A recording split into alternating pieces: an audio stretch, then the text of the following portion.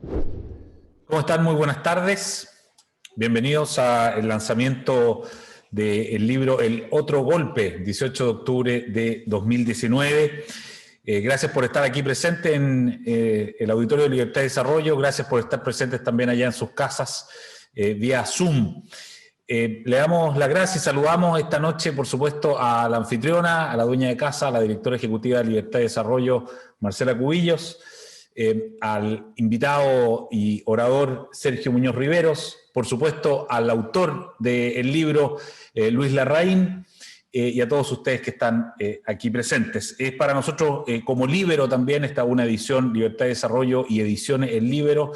Es una alegría poder presentarle al país también este libro. Este fin de semana la prensa dio cuenta de que se han escrito 18 libros sobre el 18 de octubre, 3 de los cuales han sido editados por el sello Ediciones El Líbero, y de hecho 2 de nuestros autores están acá, Luis Larraín y Sergio Muñoz Riveros. Así es que disfruten este momento, la presentación de este libro, y dejo con ustedes a Marcela Cubillos.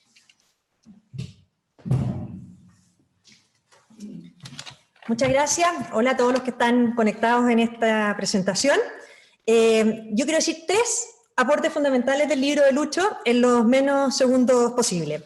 Primero, este libro tiene un especial valor como un ejercicio de anticipación a la forma en que la izquierda reescribe la historia, logrando transformar muchas veces a quienes fracasan en héroes y a los que destruyen en mártires. El Otro Golpe, 18 de octubre de 2019, es una contundente y bien argumentada respuesta a la interpretación que la izquierda se ha empeñado en instalar de los acontecimientos vividos desde esa fecha. Y esto es especialmente importante cuando vemos cómo muta esa interpretación incluso estos días.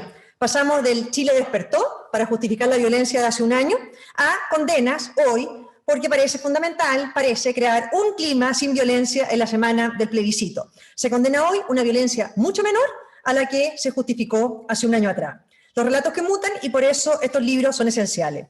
El libro construye una narrativa de lo ocurrido ante la abdicación de la centro-derecha para tener y oponer una interpretación propia de lo ocurrido.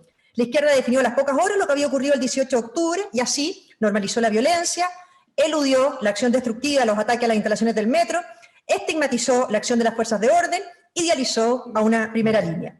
La centro-derecha, en vez de sumarse al relato de la izquierda, debió poner su propia explicación, y en eso el libro de Lucho es extraordinario. Y no adelanto la explicación para que lean el libro o escuchen a Lucho en un rato más. Segundo, el segundo aporte de este libro, el nombre del libro, ya que alude de manera especialmente gráfica a cómo por la fuerza se le despojó de poder al gobierno. La derecha pasó a ser así la única coalición política a la que no le basta ganar elecciones. La minoría derrotada debe concederle el derecho a gobernar y concedérselo una y otra vez. ¿Puede haber algo más antidemocrático que esa falsa superioridad moral de la izquierda que actúa cuando la centro-derecha gana como si fuera un error del sistema, despreciando a la gente que la vota y la elige? Y tercero, el tercer aporte, y con esto cierro, el libro diseña una hoja de ruta para la centro-derecha más allá de los desafíos electorales que tenemos por delante. No basta administrar. Después de 2 gobiernos de centro-derecha creyendo que basta administrar y gestionar, creo que debemos aprender esa lección.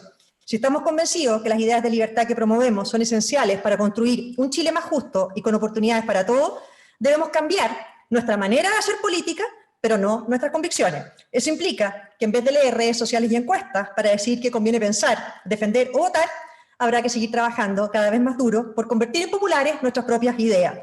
Y el libro de Lucho marca para el sector una nítida hoja de ruta que tanta falta nos hace hoy.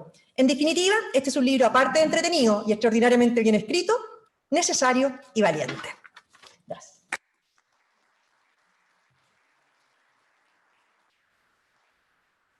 Muchas gracias, Marcela.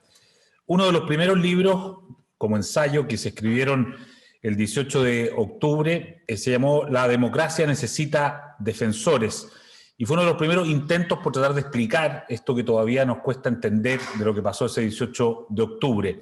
El autor de ese libro es Sergio Muñoz Riveros, que está hoy lanzando uno de los libros más recientes, así que estamos en el comienzo y en el final, por lo menos, de este ejercicio. Sergio Muñoz Riveros, adelante, por favor. Gracias.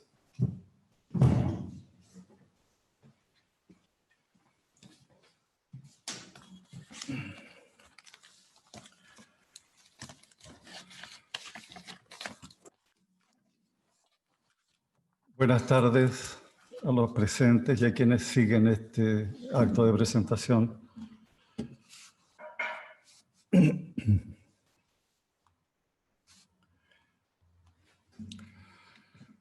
Las imágenes de las iglesias quemadas ayer han dado la vuelta al mundo.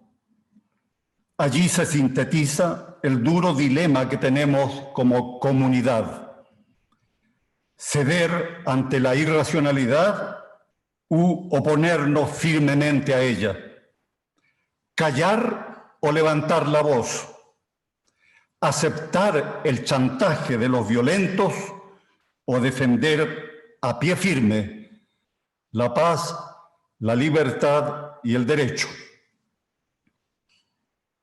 El libro de Luis Larraín es una gran contribución al esfuerzo por comprender lo que empezó el 18 de octubre del año pasado y aún no termina.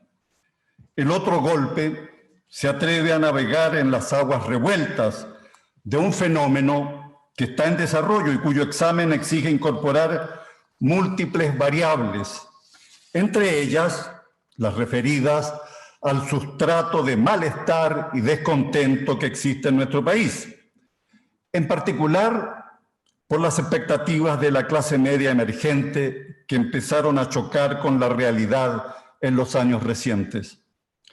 El libro examina las circunstancias económicas, sociales, culturales y políticas que existían en octubre, cuando no faltaban los problemas que debían atenderse con urgencia, por ejemplo, las bajas pensiones, pero cuando nada hacía pensar que estábamos a las puertas de una ofensiva de violencia, destrucción y pillaje jamás vistas en Chile. Tienen valor didáctico las páginas dedicadas a describir los cambios producidos en la estructura social de nuestro país, por efecto de los logros de los últimos 30 años, en el mejoramiento de las condiciones materiales de existencia de la mayoría de la población. Ese mismo avance, explica el libro, creó nuevas necesidades que los gobiernos se demoraron en percibir. Numerosas familias que salieron de la pobreza no habían consolidado su nueva posición y temían recaer en la precariedad. Por desgracia, la crisis combinada de la violencia y la recesión causada por la pandemia ha hecho realidad esos temores. Larraín desafía la interpretación bien pensante de que en octubre estallaron los anhelos de justicia, lo que fue avalado por académicos que se las arreglaron para esquivar la parte más turbia de lo ocurrido, la barbarie y las motivaciones crudamente políticas que había detrás. La agresión a nuestra convivencia fue mostrada como una catarsis, como un acto de purificación en medio del pecado, o como la vía necesaria para eliminar la desigualdad. Entre quienes se emocionaron con lo que consideraban el despertar del pueblo y justificaron la metodología, hubo no pocas personas que vieron las llamas desde muy lejos, seguros de que no les alcanzarían. Estaban, hay que decirlo, en La Reina, en Vitacura, en Las Condes, de donde expresaban simpatía por los actos justicieros, supuestamente justicieros, que tenían lugar en Maipú, Puente Alto o La Pintana, donde las familias vulnerables, los pequeños comerciantes y muchas personas modestas sufrieron los efectos directos de los actos vandálicos. Larraín hace referencia a una frase dicha por el expresidente Ricardo Lagos en un libro colectivo publicado hace poco. El estallido social, dijo Lagos, le tocó al presidente Piñera, pero le pudo haber tocado a cualquiera. Larraín discrepa de eso. No cree que la revuelta le pudo haber tocado a cualquier presidente, y específicamente a Michelle Bachelet, cuyo segundo gobierno gozó de la condescendencia de la calle, dice él, pese a que durante su gestión bajó el crecimiento y aumentaron las deudas de la gente. Lo que aquí hubo, sostiene Larraín, fue un intento de evitar que Sebastián Piñera siguiera gobernando, utilizando para ello la violencia política. Allí está el foco de la perspectiva del libro. Violencia política contra un gobierno de derecha. Sobran las evidencias de que una parte significativa de la oposición actuó según el principio de que contra Piñera todo estaba permitido, lo cual, paradójicamente, contradecía el empeño por mostrar el estallido como expresión espontánea del pueblo. Es verdad que la asonada concentró las viejas furias de todos los grupos y grupúsculos de izquierda contra la derecha, para lo cual era necesario mostrar a Piñera como nuevo dictador. Pero hubo algo más que reafirma la raíz política y no propiamente social de la revuelta.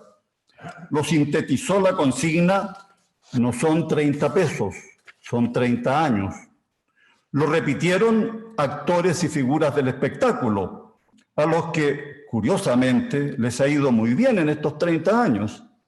Y lo proclamó también Nicolás Maduro desde Caracas.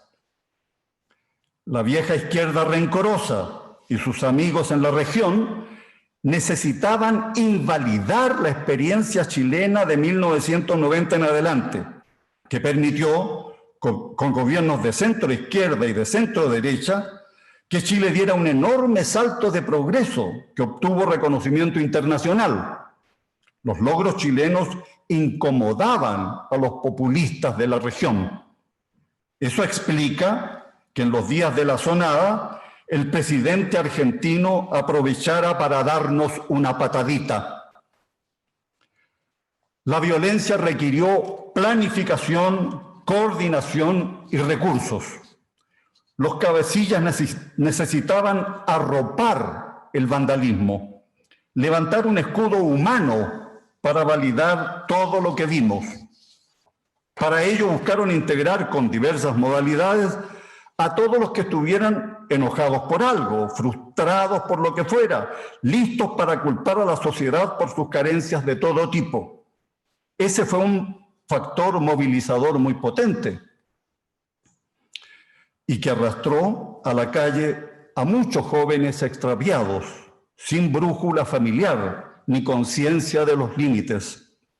Con los incentivos correspondientes, hubo muchachos que se dedicaron al vandalismo en jornada completa. La concentración del 25 de octubre en Plaza Italia, sin lema central, sin oradores, en la que confluyeron las causas más heterogéneas, atemorizó a mucha gente por su masividad. Fue una especie de mare magnum, pero con enorme poder intimidante.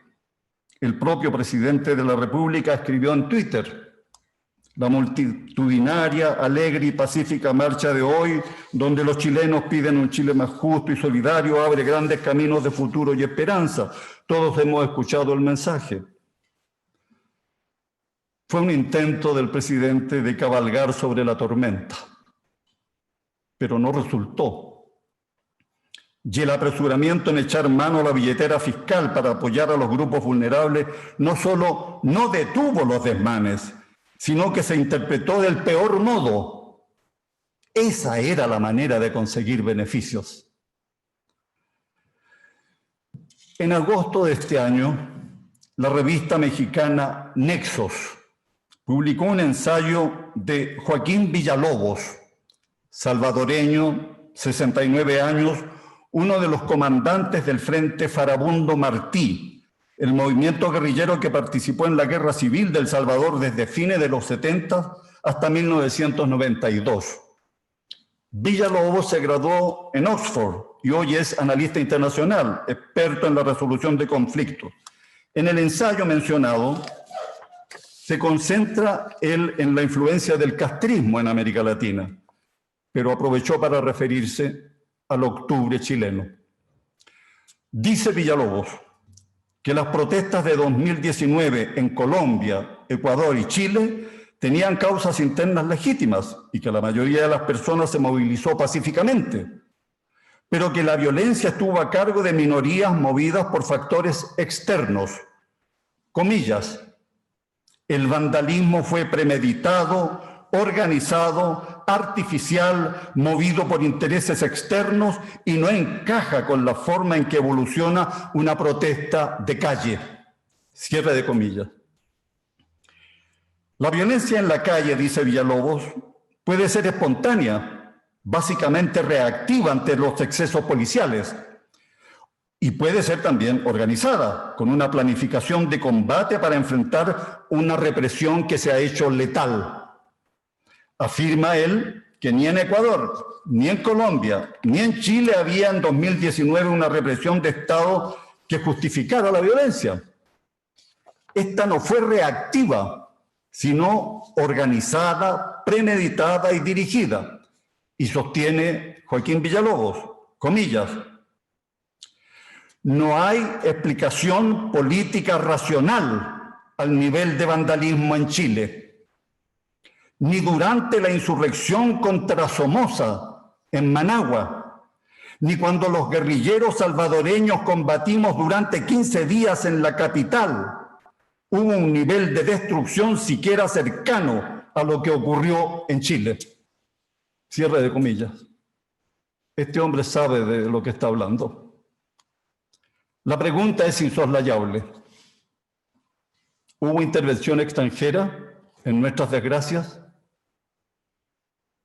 Estoy convencido de ello. Y en el año transcurrido solo he reafirmado tal percepción. Como es sabido, en febrero del año pasado el presidente Piñera viajó a Cúcuta, en la frontera de Colombia y Venezuela, para apoyar a Juan Guaidó. Visto desde hoy, ese viaje fue temerario y no tuvo en cuenta lo que significaba desafiar a un régimen despótico y sin escrúpulos.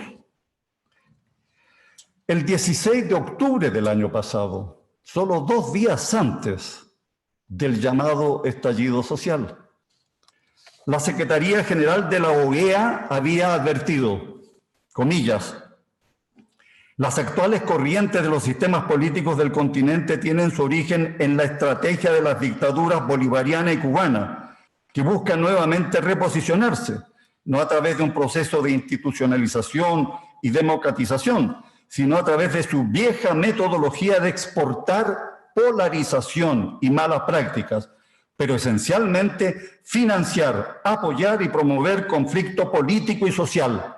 Cierre de comillas. Imposible más claro. Todo indica que el régimen de Nicolás Maduro se tomó revancha de la demostración que hicieron los mandatarios Piñera y Duque en la frontera. Hace un mes fue detenida en Barranquilla, Colombia, Yaxi Álvarez Mirabal, ingeniera, directora de empresas con un estilo de vida que incluía viajes a diversos países. Se trata de un agente de la inteligencia venezolana, conocida como Alex. Hay base para pensar que en Chile y en otros países han actuado también agentes chavistas, algunos de los cuales es probable que se hayan mimetizado con los miles de venezolanos inmigrantes. La llamada teoría de la conspiración es una forma de reduccionismo que nos sirve para analizar los fenómenos sociales y políticos. Pero las conspiraciones existen y no verlas puede ser suicida. ¿Ha pecado de ingenuidad nuestra democracia? Que en el momento de la revuelta tenía una agencia nacional de inteligencia completamente inútil. ¿Cuán alerta están las Fuerzas Armadas en este campo? Una cosa es clara, en el terreno de la seguridad del Estado, la ingenuidad y la imprevisión son imperdonables. La violencia dejó una herencia envenenada en las formas de hacer política. Los partidos opositores descubrieron que su capacidad de presionar creció gracias al recurso de amenazar con nuevos desmanes. El argumento retorcido ha sido este: nosotros no somos violentos, pero si no nos hacen caso, vendrán los violentos. Extorsión con todas sus letras. Larraín cuenta que antes de la firma del acuerdo del 15 de noviembre, conversó con varios diputados y senadores que concurrieron a él.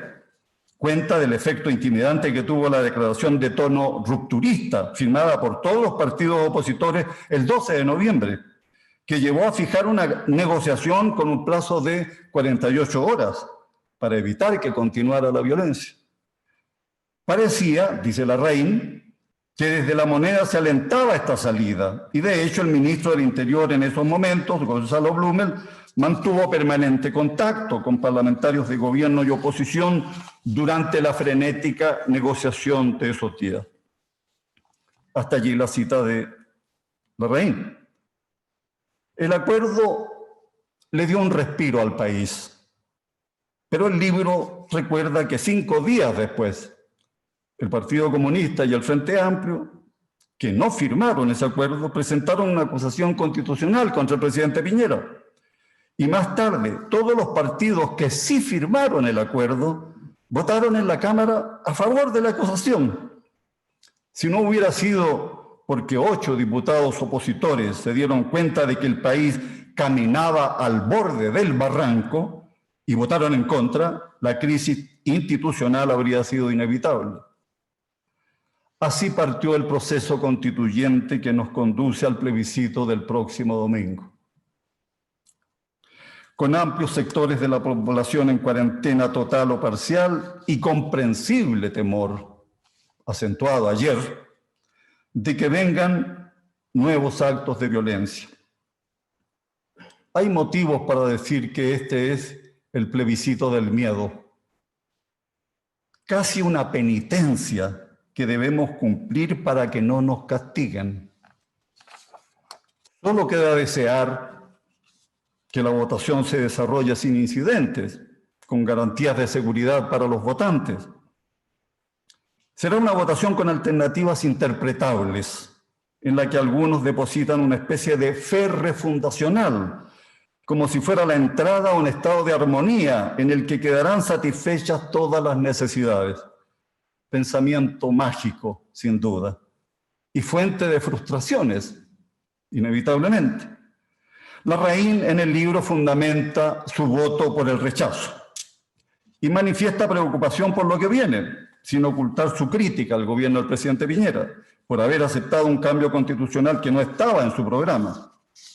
Comillas, dice Larraín, ya no estamos frente a aquel periodo virtuoso de nuestra historia política, en que ideas básicamente socialdemócratas representadas por la centroizquierda se enfrentaban a ideas liberales y conservadoras agrupadas en la centroderecha, haciendo posible una alternancia en el poder y una discusión civilizada y legítima acerca de cuáles son las mejores políticas para el progreso de los chilenos.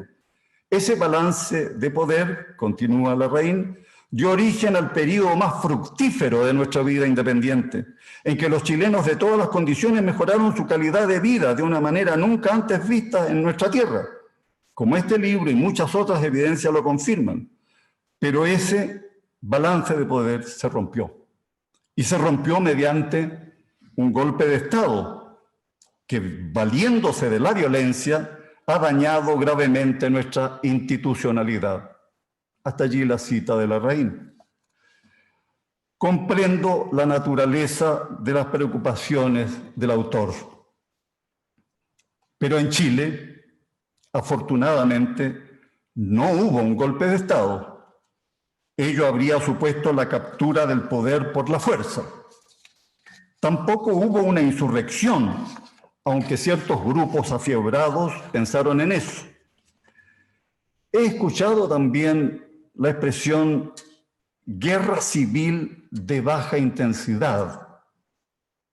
Dios nos libre de algo que siquiera se le parezca. Las Fuerzas Armadas se mantuvieron entonces y se mantienen hoy junto al poder legítimo. Hubo, sin duda, un intento de quebrar la continuidad institucional y como consecuencia de ello ha quedado en entredicho la lealtad de algunas fuerzas opositoras con el régimen democrático. En este contexto, tengo que decirlo, es deplorable que los partidos de centroizquierda que gobernaron con sentido nacional desde 1990 se hayan prosternado ante el fundamentalismo de izquierda. Se trata de un extravío por el que pagarán un alto precio.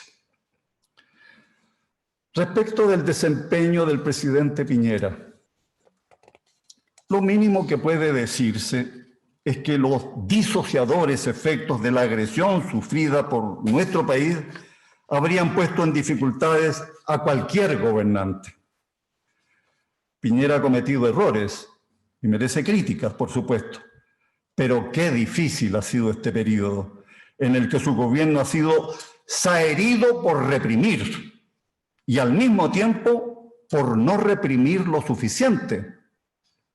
Y todo ello en un cuadro saturado de oportunismo. No ha costado mucho culparlo por esto y lo otro, pero lo cierto es que desde 1990 ningún gobernante enfrentó adversarios tan dispuestos a saltarse las reglas, que es lo que hemos visto. Cuando comenzaba el gobierno del presidente Frei Montalva en 1964, el Partido Socialista dijo que le negaría la sal y el agua. Frente a Piñera ha actuado mucho peor. Pese a todo, y luego de enfrentar tantas calamidades juntas, el país va recuperando el aliento y la economía empieza a levantar cabeza.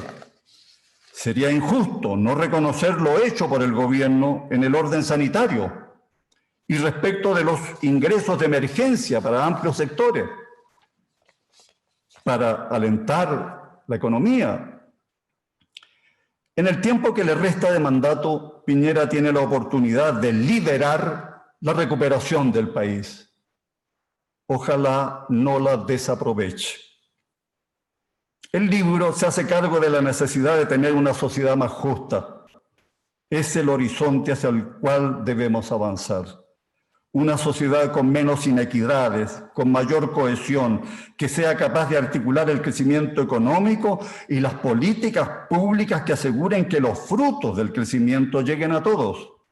Una sociedad a la vez más próspera y solidaria, que aprenda de lo que hemos hecho bien y de lo que hemos hecho mal. Estamos a solo 6 días del plebiscito. ¿Qué va a quedar de todo esto? No lo sabemos, pero podría quedar poca cosa. No tengo dudas de que pasado el plebiscito los partidos se concentrarán en la elección municipal y la avalancha de elecciones que viene el próximo año, donde se disputará el poder real con las normas de la Constitución que hoy está vigente. Las posibilidades de cortocircuito existen. Los parlamentarios no ven eso. En realidad no ven demasiadas cosas.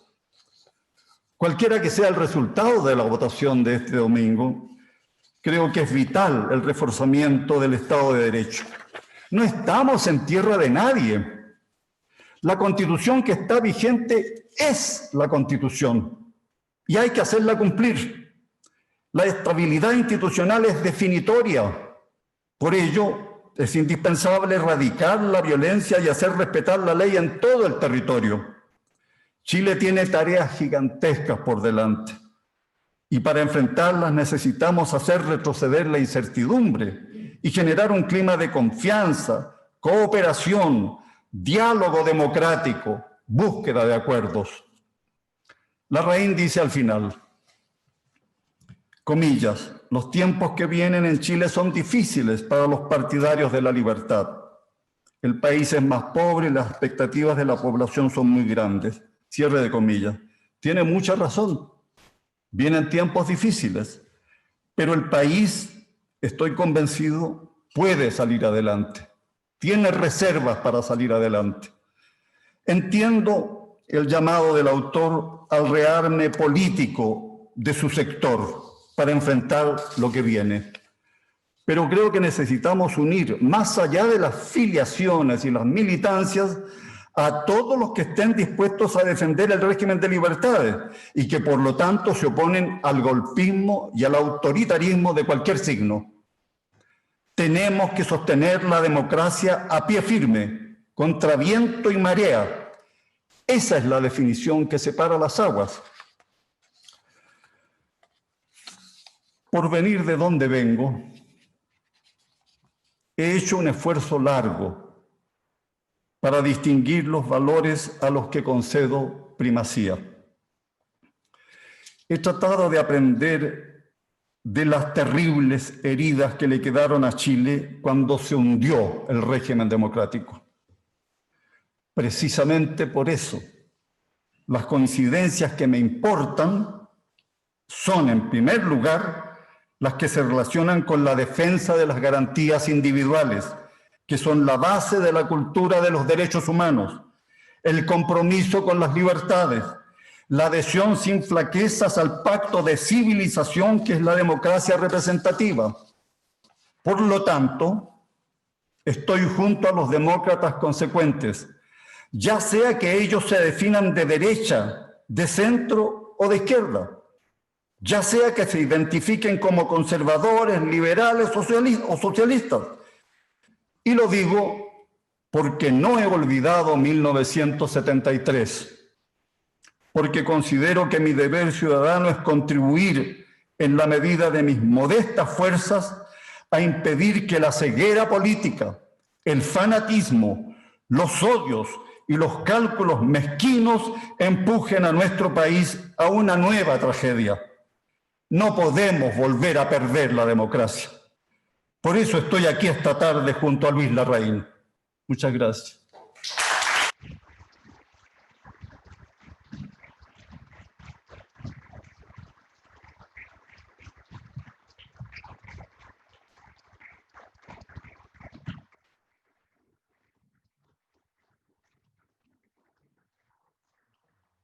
Esa es la gracia de tener público en el auditorio, porque se escuchan los aplausos fuertes, ¿eh? No habíamos olvidado lo que era escuchar aplausos en vivo y bien dados y bien ganados por Sergio Muñoz Rivero. Y ahora, sin más preámbulos, al autor, y yo creo que acompañémoslos mientras camina hacia acá, con un aplauso también, Luis Larraín.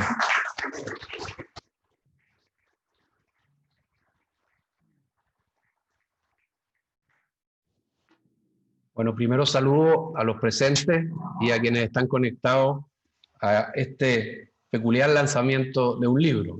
No me había tocado hacerlo en estas condiciones. Ya les voy a contar brevemente, para que no se asusten, las motivaciones tras la escritura de este libro. No les voy a contar todo el contenido. Pero todo autor, pese a lo dramática que pueden ser las circunstancias que estamos, las que vivimos ayer, las imágenes que vimos ayer, que nos hicieron recordar aquellas otras imágenes del 18 de octubre en adelante y que tienen que ver con la motivación del libro. Todo autor igual tiene que cumplir con un deber muy importante, que es agradecer. Y la verdad que siempre, tras un libro o tras una obra, hay mucha gente a la cual agradecer. Y yo quiero partir agradeciendo a Libertad y Desarrollo, a esta casa, a Marcela Cubillo, nuestra directora ejecutiva, que me ha reemplazado en el cargo con tanta brillantez, y que me ha permitido pasar a otra etapa en la cual no me olvido de las ideas y de seguir colaborando. Libertad y Desarrollo es muy importante para escribir este libro, no solamente por las ediciones Libertad y Desarrollo, sino porque nosotros tenemos acá un equipo, somos parte de un equipo que dirigió durante tanto tiempo Carlos Cáceres, aquí presente, que hace su trabajo sobre la base de la convicción. Nosotros tenemos convicciones, y esas convicciones, como bien decía Sergio, pueden ser de derecha, de izquierda, pero también están asentadas en valores. Y por eso que nos conmovió tanto lo que pasó en Chile a contar del 18 de octubre pasado. Así que yo agradezco a esta casa que permite que yo haya podido hacer la investigación. Estando en Libertad y Desarrollo, lo saben quienes han estado acá en labores directivas, uno no descansa, uno está pendiente todo el día de lo que está pasando en el país. Uno está en los diarios, en las columnas, en las radios, en la televisión, y está analizando constantemente esto. Y por eso no es tan difícil como lo sería para gente que no está todos los días en eso, abordar una tarea como esa. Así que yo le agradezco a Libertad y Desarrollo, le agradezco a Marcela, le agradezco al equipo de comunicaciones, Alicia Lecaros, que fue mi correctora de pruebas, la Cristina Cortés, que dirige nuestro departamento de comunicaciones, y que después de tanto tiempo ya trabajando juntos siempre supimos que lo más importante desde el punto de vista comunicacional siempre es el timing, ¿ah? Y creo que el timing de este libro ha sido perfecto y hemos trabajado duramente mucha gente acá. También a los investigadores de Libertad y Desarrollo, aquí veo a dos, voy a nombrar a dos, que ayudan a que esto sea fluido. Quiero decir que la impresión que nosotros sentimos después de todo lo que pasó del 18 de octubre en adelante fue tan grande que obviamente nos inquietamos, conversamos entre nosotros. Y dentro de esas conversas recuerdo haber conversado con la María Paz Arzola, nuestra coordinadora del programa social, e inmediatamente nos dimos a la tarea de investigar lo que había pasado en materia económica y en materia social durante el último tiempo. María Paz publicó un artículo en Libertad y Desarrollo, que después está muy citado en este libro, y que fue obviamente un aporte muy importante. También me acuerdo de una frase de José Miguel Aldunate que la voy a decir después, que fue muy inspiradora para tratar de explicar qué es lo que había pasado. Como centro de estudio, para nosotros era muy importante investigar y tener nuestra propia visión de lo que había pasado, ¿ah? Independiente de la que uno escuchaba en la televisión, con una superficialidad que a veces irritaba y que claramente no nos dejaba contentos. Quiero agradecer también al Libero. El Libero, Ediciones El Libero, representada aquí por Eduardo Sepúlveda y por Carlos Cuy, su gerente general, es un proyecto, no sé si primo o sobrino más bien, de Libertad y Desarrollo. Como varios de ustedes saben, hace 6 años atrás partió el Libero, cuando no había en Chile ningún medio digital que defendiera las ideas que nosotros defendemos. Como varias cosas de acá, esto partió por una inquietud de Hernán Vigi, ¿eh? Que no se queda tranquilo hasta que sus inquietudes no son canalizadas. Y por lo tanto, nosotros nos dimos a la tarea de formar el Libero. Tuvimos la feliz coincidencia de que Eduardo Sepúlveda había estado más de 2 años, entiendo, estudiando el tema digital, ¿eh? Para el Mercurio, y nació este proyecto que muy rápidamente voló de acá, y que hoy día tiene una comunidad que reúne a más de 1000 personas, la Red Libero, que la hace ser un medio sustentable, y que cuando lean el libro, porque espero que todos lo lean, cuando lean el libro se van a dar cuenta que hay muchos aportes del Libero a la investigación que yo hice. Aportes que tienen que ver con contenido, por ejemplo, la investigación de la Fiscalía respecto a lo que estaba pasando, lo que fue llamado los tongos de la oposición, las torturas en la comisaría en la estación Baquedano, lo que ocurrió en redes sociales, el uso de Big Data, etc. Son todos materiales que yo pude sacar del libro y que fueron muy importantes. Así que muchas gracias también al libro. Y por supuesto a nuestro brillante comentarista Sergio Muñoz Rivera. No solamente por lo que dijo hoy día, que fue realmente emocionante, sino porque además él fue uno de los inspiradores para escribir este libro. Porque yo leí lo que mencionaba Eduardo antes, el libro de Sergio Muñoz Rivero, La democracia necesita defensores, muy tempranamente, y fue uno de los materiales que yo utilicé para formarme opinión de qué es lo que había ocurrido. Así que muchas gracias, Sergio. La inquietud nuestra era, ¿por qué se dice que esto es un estallido social por la desigualdad en Chile? Cuando la verdad es que la desigualdad en Chile existe, obviamente, pero ha disminuido en forma importante. ¿Y por qué justo ahora viene este estallido social? Yo tenía un dato, y a nosotros nos gusta trabajar con datos, tenía datos pero que son incontratables. Por ejemplo, El Programa de Naciones Unidas para el Desarrollo, el PNUD, que no puede ser acusado de neoliberal, en su informe Desiguales, publicado después del año 2015, nos dice que los ingresos del 10% más pobre de Chile aumentaron un 145% entre el año 2000 y el año 2015. Y los ingresos del grupo de 10% más ricos de la población aumentaron en un 30% entre 2000 y el 2015.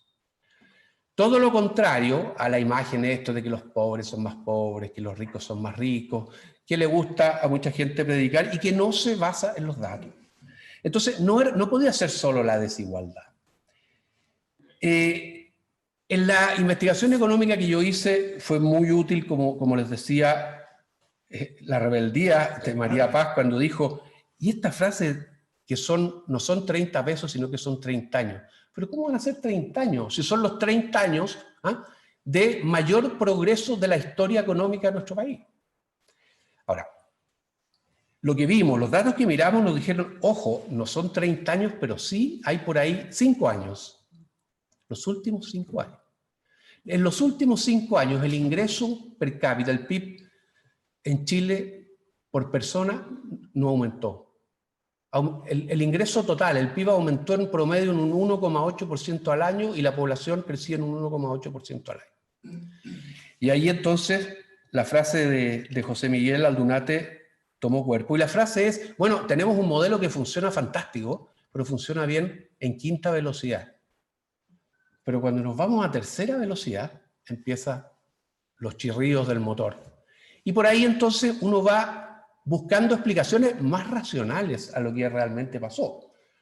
Yo no desconozco que ese trancazo de la economía fue muy importante. Y además descubrí otro dato que por la investigación de un amigo, economista, Álvaro Donoso, en la Universidad del Desarrollo, que analizó el mercado laboral de los últimos 5 años y llegó a una conclusión que es casi espeluznante y que no se le ha dado mucho énfasis.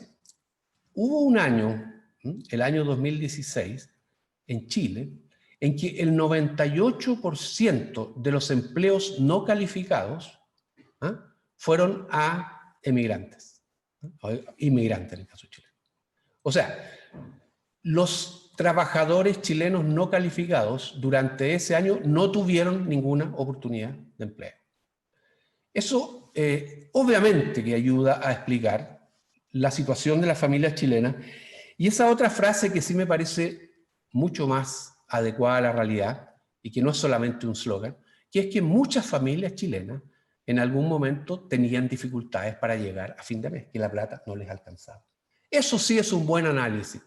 Ese es el tipo de análisis que nosotros hemos hecho en este libro. Y obviamente la brecha entre las expectativas que la gente se hacía, porque cuando uno lleva 25 años aumentando el nivel de ingresos, uno accede a otros bienes, tiene otras expectativas, se compra un auto, tiene hijos que van a la universidad. Bueno, esto se empieza a transformar en una nueva dinámica económica y social, y finalmente viene este trancazo, no podemos seguir en la quinta velocidad, y obviamente lo que ocurre es un fenómeno de descontento que era un campo propicio para lo que pudo haber pasado. Pero el hallazgo más importante me lo dio gente como Sergio Muñoz, o como la Lucía Santa Cruz, siempre clarividente en estas cosas, que en esta publicación que se llama entre signo de interrogación, Pensamos tan distinto, en que ella escribió y escribió también Ricardo Lago, ella dice, ojo, aquí ninguna explicación ha ido a una cuestión que es muy de fondo, a la política. Aquí la explicación principal para lo que ocurrió es política. Eso es similar, no dicho con las mismas palabras, a la conclusión que tiene Sergio Muñoz en su libro, La democracia necesita defensores, a la que muy claridentemente también tuvo Arturo Fontaine en apenas un par de artículos que escribió, y que a mi juicio fueron fundamentales, y algunas conversaciones que tuve con él yo también, para llegar a la conclusión de que aquí lo que había era algo político. Y por eso que yo rebato la frase de Ricardo Lagos que hizo, esto le pudo pasar a cualquiera. Esto no le pudo pasar a un gobierno de izquierda, esto no le pudo pasar al gobierno de Michelle Bachelet. ¿Ah? No, ¿quién iba a incendiar las 20 estaciones del metro? ¿Ah? ¿Quién iba a pedir el día siguiente la renuncia del presidente de la República? ¿Quién iba a sacar a los pocos días una declaración donde se decía que el poder constituyente ya no radicaba en el Congreso, sino que en la calle, como lo hace ver muy bien Lucía Santa Cruz en una columna que yo reproduzco ahí? ¿Ah? Eso no habría pasado en un gobierno de izquierda, y eso es una verdad que nosotros tenemos que incorporar a nuestro diagnóstico. Y no es un problema de teorías de conspiración. Obviamente que todos los elementos que hemos mencionado, los económicos, los sociales, la brecha de expectativa y los políticos, ayudan a explicar lo que pasó. Pero sin este elemento político, sin estos grupos que querían interrumpir y privar de su poder al gobierno de derecha, esto no hubiera ocurrido. Y sin la obsesión en que se había transformado, que había que tener una nueva constitución, a pesar de todas las reformas que se habían hecho a la constitución vigente, esto no hubiera ocurrido. De manera que la política tiene mucho que ver con esto. Y nosotros, si queremos hacer un buen diagnóstico, tenemos que darnos cuenta de eso. Volviendo, para ir ya terminando, a nuestra discrepancia con Sergio respecto al título. Sergio muy delicadamente me mandó a decir, digamos, de que el título no le parecía a él bien. Yo lo entiendo, y él, como es un escritor además, él debe entender cuál es el rol de la hipérbole en estas cosas. Yo utilicé una expresión que en algún desvelo por ahí, la Mónica se tiene que acordar porque le pregunté a ella cómo se llaman esos remedios que uno se toma pero que hacen efecto de a poco, ¿no? Y después buscando el término preciso son fármacos de liberación prolongada, ¿no? Este es un golpe de liberación prolongada, porque es un golpe que cumple el objetivo del golpe, que es quitarle el poder a quien lo tiene, ¿no? Pero lo hace de una manera menos dolorosa, obviamente. Y en eso yo entiendo también que Sergio se haya retacado ante este nombre y encuentro muy bien, y fue el recado que yo le mandé de vuelta, bueno, haz ver tu diferencia en el comentario, porque justamente de eso se trata.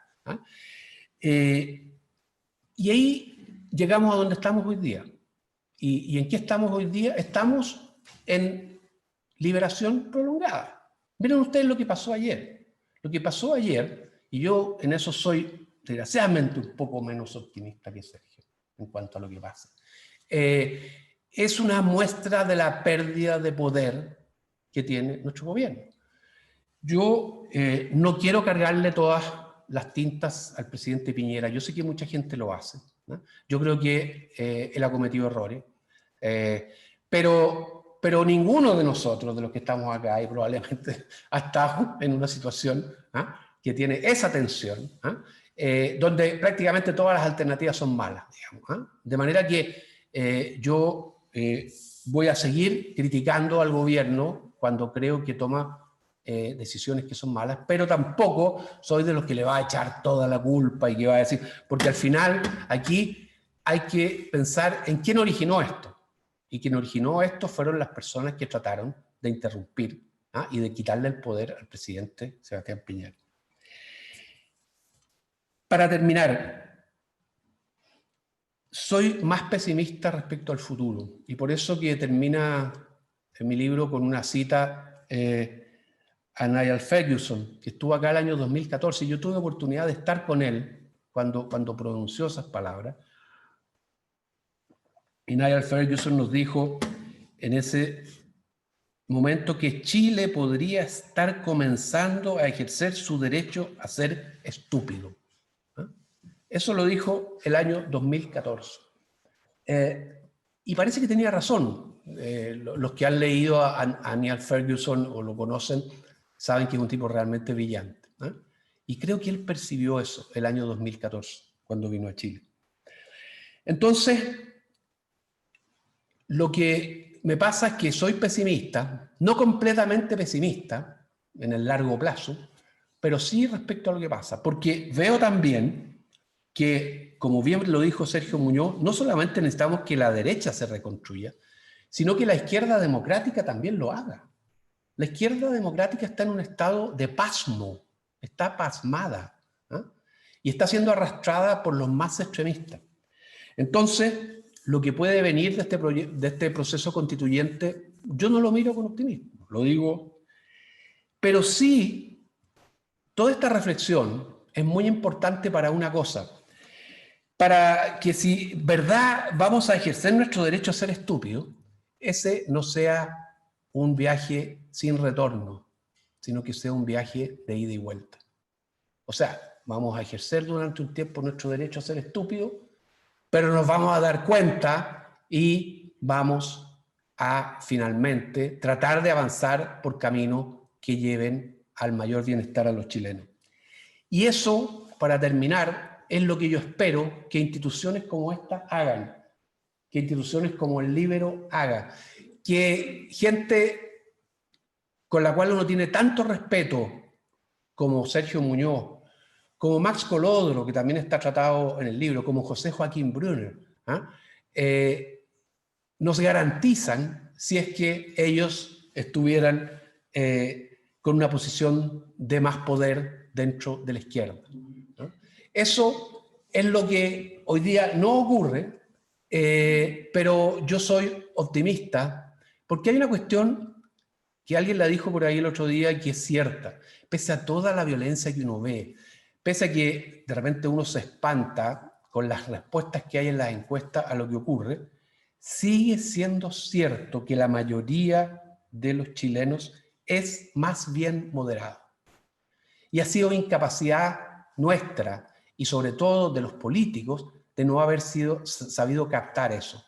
Y yo creo que lo que ha ocurrido es una gran falla de la política, que tiene obviamente elementos económicos, que tiene elementos de brechas y promesas no cumplidas, que tiene una crisis de las instituciones a la cual me refiero también en el libro, que tiene algunos elementos de lo que pasa en el mundo, si nosotros no somos los únicos que nos está pasando esto. Pero mi esperanza, que es un poco más largo plazo que la de Sergio, es que obviamente nosotros como país y nosotros como personas tenemos que colaborar a que nuestro derecho a ser estúpido sea un derecho a ser estúpido, pero con pasaje de vuelta.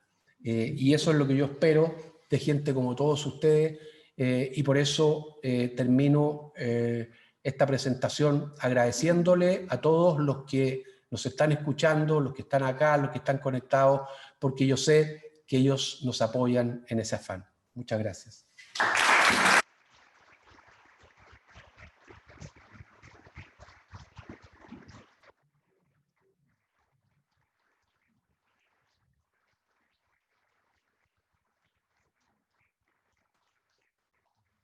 Bueno, con esta exposición de Luis Larraín, y que le agradecemos habernos invitado a todos esta noche, damos por terminado este lanzamiento del libro, y bueno, esperamos que lo lean, esperamos que lo adquieran, hay varias maneras de hacerlo, y también que lean mañana el artículo que vamos a escribir en el libro sobre este lanzamiento. Que estén muy bien, buenas noches y hasta pronto.